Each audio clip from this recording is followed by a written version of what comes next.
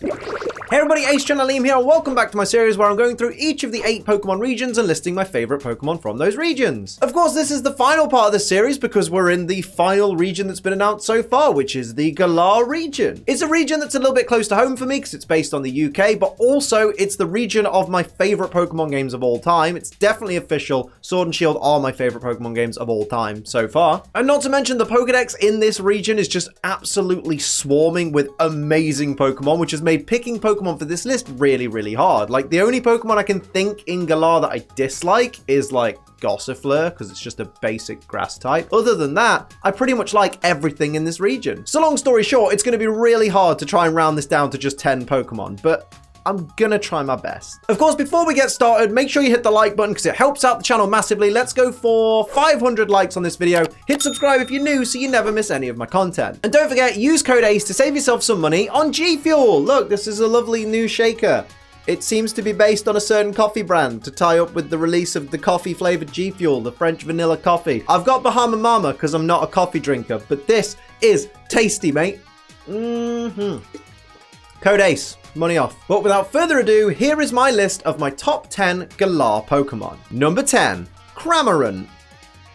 From the moment I saw Cramorant in the trailers, I knew I loved this Pokemon. I love its ability Gulp Missile, where basically if it uses Surf or Dive, it then comes out of the water with an Arrokuda in its mouth if it has more than 50% HP. Otherwise, less than 50% HP, it's a Pikachu. And then if it takes any damage in battle, it fires the Arrokuda or the Pikachu at the opponent, thus dealing damage that's like a quarter of the Pokemon's max HP and lowers its defense or paralyzes it depending on what it throws at that Pokemon. I think that's a really cool idea. It's very unique, it's very interesting, and it just looks ridiculous, and it's just a really cool looking Pokemon. Not to mention, its shiny's absolutely boss as well. Like, this thing's just the total package. Number 9, Bolton. Now, fair enough, it's your generic cute doggo Pokemon of this generation. I do wish it was a little bit more like Yamper in terms of appearance, like maybe a bigger version of a Corgi, but then I feel like that line might start to look a bit too much like the Lillipup line, even though they're based on Yorkies and Scotties. So maybe Bolton needed to be strikingly different, who knows? But in terms of the Pokemon itself, I love the fact that its attack and special attack are even, so you can build it whatever way you want to once they finally release Hidden Ability Bolton. Like, you can have it as a physical attacker with Strong Jaw, or you'll be able to have it as a special attacker with the ability Competitive, which is its hidden ability, which is really, really cool. It's just a shame it doesn't get so many special attacks in its general learn set, but look, not everything can be perfect, okay? Number 8, Colossal. Colossal is a perfect example of why leaking Pokemon games and leaking the Pokedex is a stupid thing to do. During that horrible week where the Pokedex was just leaking left, right, and center all over Twitter, I saw people looking at Colossal, Roly-Poly's final evolution, and going, wow, that looks like budget Rhyperior. Why do we need a rock type that looks like Rhyperior? It's basically the same shape as Rhyperior, and that's in the game as well. What's the point of Colossal then? Because obviously when a Pokemon game leaks, all we see is a very fuzzy screenshot of the Pokemon, or we just see the Pokemon in a still image. We don't get to see the Pokemon in action. We don't get to see the Pokemon using its abilities. We don't get to see the Pokemon using its moves. So we don't get from a leak a realistic interpretation of what that Pokemon is all about. You only really understand a Pokemon when you see it in battle and when you use it. Still images just can't do that. So it was very interesting to me to see just how effective Colossal is after everybody had said it looks so stupid and it looks so lame and it looks like a Rhyperior clone, even though it literally doesn't, apart from the fact it's bipedal and has shoulder decoration, I guess. My Colossal personally saved me from so many sticky situations in my playthrough of Sword and Shield for the first time that just, it's such a great Pokemon. With a 4x weakness to water, I thought this thing was going to be an absolute washout, pun intended. But it was able to tank the water type hits, activate its steam engine ability and become faster than anything on the field and just absolutely destroy. Colossal's an amazing Pokemon and it deserves way more respect after the kind of attitude problem people had towards it in the early days of the leaks. Number 7, Zurka. Finally, there's a Meowth evolution that I can get on board with. I absolutely love the Galarian form of Meowth. It's my favorite Meowth form that exists. And not only that, it gets a really cool evolution as well in the form of Zurka. I've talked about this before, how much I love the fact that Pokemon looked at the history of the UK and the history of England and just went, oh, look at that. Vikings were everywhere in England in the 9th century. Wow, we should really base a Pokemon on that. And they chose the evolved form of Meowth to do it with a brand new evolution in the form of the Steel-type Zurka. It's just really cool. It's a cool looking Pokemon. I really want to make one useful, so I need to work out some strategies for it because I think it's really, really great. It gets cool abilities like Tough Claws and Steely Spirit, and even Battle Armor's pretty handy. It's also got a cool shiny version as well. There's just so much love between me and Zurka, that's for sure. Number 6, Ice Cube. This thing shouldn't be loved as much as it is, but then I can't help but love it as much as I do. It's such a simple concept. It's a penguin body with a big block of ice for a head with a little beak, and it just works so brilliantly. I love the Ice Face ability where it basically is protected so strongly against a physical hit for, you know, that one hit, and then you can restore that by putting Hail up later on. It's not as broken as Mimikyu used to be, you know, because obviously you can still hit it with special attacks, so it's not that broken as people thought it was. And I love the fact that its two forms are called Ice Face form, which makes sense, and then what should have been No Ice Face form, but they've combined No Ice into one word, so it just says Nice face form. It's brilliant. It's a great Pokemon, one of the best shinies in the game. It's a beautiful pink shiny. How great, how wonderful. Ice Cube, you're the best. I can't wait to get a plush of you. Number 5, Tricity. Now these are Pokemon that just ooze cool. Get it? Because it's a poison type.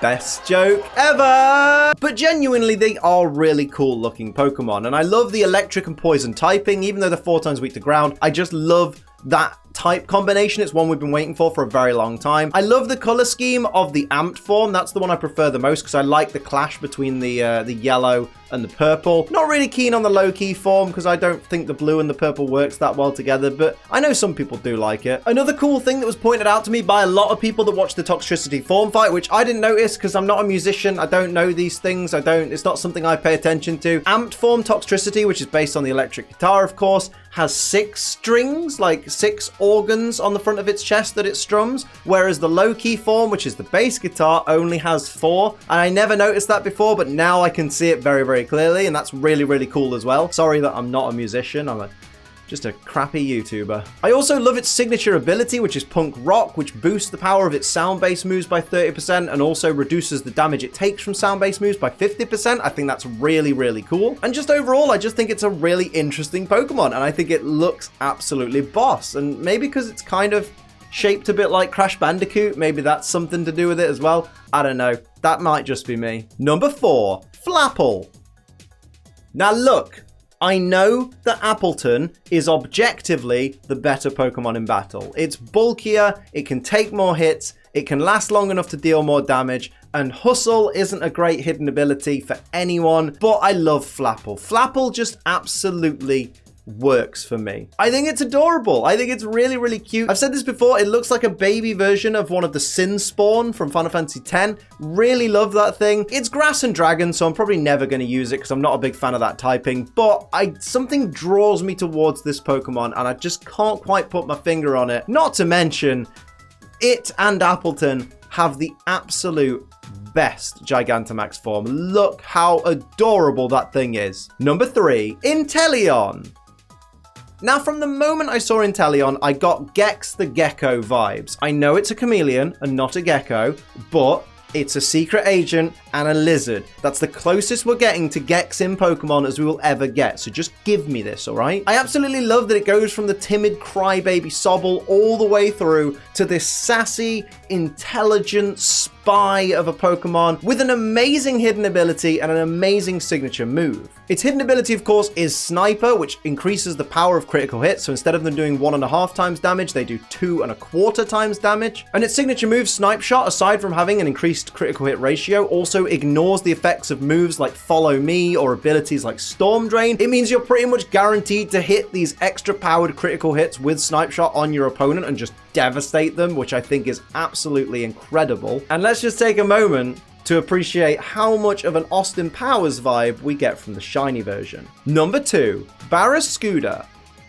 Harkening back once again to the reveal trailer that gave us Cramorant, I saw a fish in Cramorant's mouth and I was like, I want to know what that fish Pokemon is. I want to know what that new Pokemon is. That's got to be a Pokemon. It can't just be a generic fish that's got in its mouth. There must be some connection. And that's when they introduced us to Arrokuda in the brand new games. Instantly when I saw Arrokuda, I fell in love with this adorable little sausage of a Pokemon, and lo and behold, when it evolves into Barraskewda, it looks even cooler, but is still pretty cute in its own right. It's very much a glass cannon of a Pokemon. It has barely any defenses, but it is very fast and it can hit very hard. Its hidden ability is Propeller Tail, which is similar to Inteleon's Snipe Shot in the sense that it ignores things like Follow Me or Rage Powder or Storm Drain, so all of Barraskewda's attacks will hit the opponent it intends if it has that hidden ability, and I think that's amazing. And all round, I just think this is one of the coolest fish Pokemon we've ever been given. It's wonderful. It just looks like an adorable puppy that I've caught with a fishing rod. And number 1, Dragapult.